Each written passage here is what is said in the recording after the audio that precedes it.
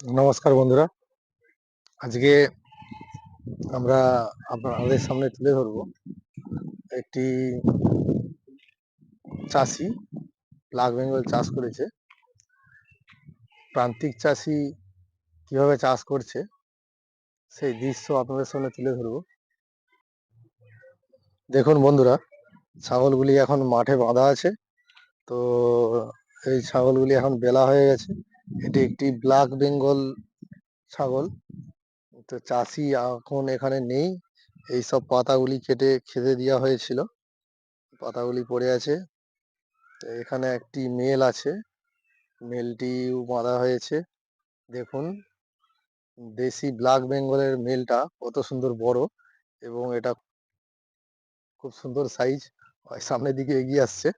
এবং ওখানে অনেকগুলো ছোট ছোট বাচ্চা, ওদেরকে খেতে দেওয়া হয়েছে এবং একটি গাছের তলায় বেঁধে রাখা আছে। ব্ল্যাক বেঙ্গল ছাগলগুলি কত সুন্দর সাইজটা একটু দেখুন। এরা এখন খেতে ব্যস্ত। ছোট ছোট বাচ্চাও রয়েছে, এগুলো খাসি। এবং একটা, দুটো, তিনটে, ছোটা, 7টার মতো বাচ্চা আছে। খুব সুন্দরভাবে এরা খাচ্ছে।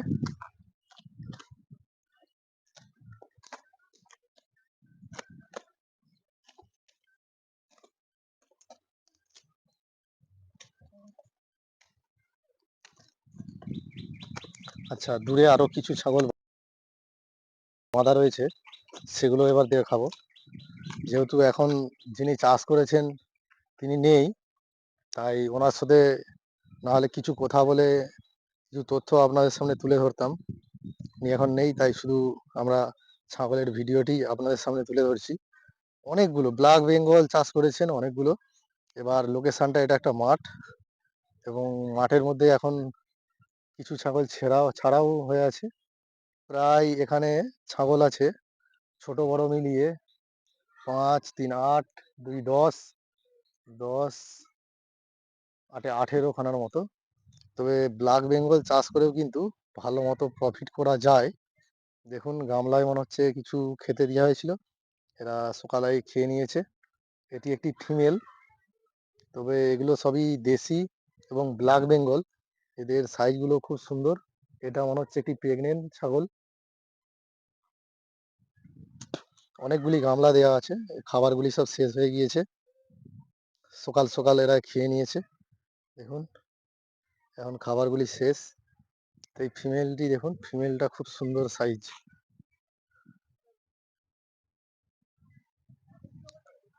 এটা একটি নাকল, একটি বলে একটি গ্রামে এটা ভিডিওটা করছি। দেখুন ফিমেলটা খুব সুন্দর, মেলটা খুব সুন্দর সাইজ।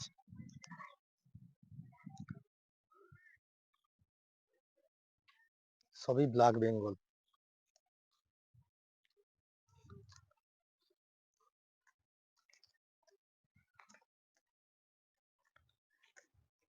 খুব সুন্দরভাবে ছাগলগুলো খাচ্ছে এখন। দেখুন ছোট ছোট বাচ্চাগুলো। এখন শীতকাল, কিন্তু তাও এরা খুব ভালোভাবেই আছে। এবং যিনি এটা চাষ করেছেন উনি এদের পরিচর্যাটা দেখে মনে হচ্ছে খুব সুন্দরভাবে করেছেন। তো ওনাকে দেখতে পাচ্ছি না, তাই যদি সম্ভব হয় পরে কিছু তথ্য এদের সম্বন্ধে তুলে ধরবো। আপাতত আজকের ভিডিওটা এখানেই শেষ করলাম। তো ভালো লাগলে একটি লাইক করবেন। ধন্যবাদ।